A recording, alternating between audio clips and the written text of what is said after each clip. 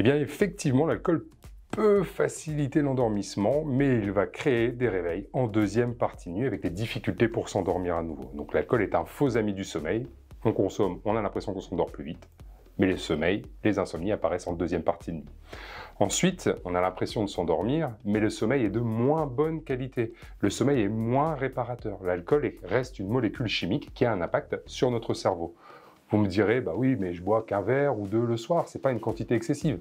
Bien sûr, on sait tous que si on consomme de trop, il y aura la gueule de bois, vous connaissez tous les effets. Mais à petite dose, l'alcool a malgré tout un effet sur le sommeil. Dit autrement, il suffit d'un champignon vénéneux pour passer l'arme à gauche, il suffit d'un verre d'alcool pour avoir un impact sur le sommeil.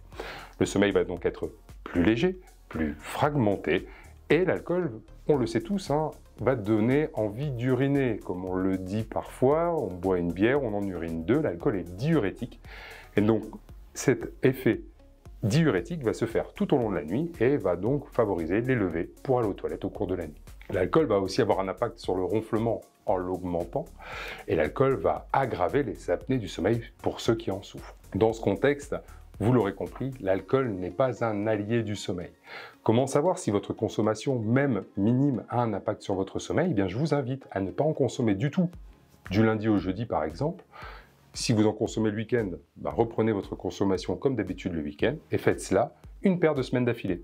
Si vous vous rendez compte que du lundi au jeudi, vous êtes en pleine forme et du vendredi au dimanche, vous êtes toujours en difficulté, vous saurez quel est l'impact de l'alcool sur votre sommeil.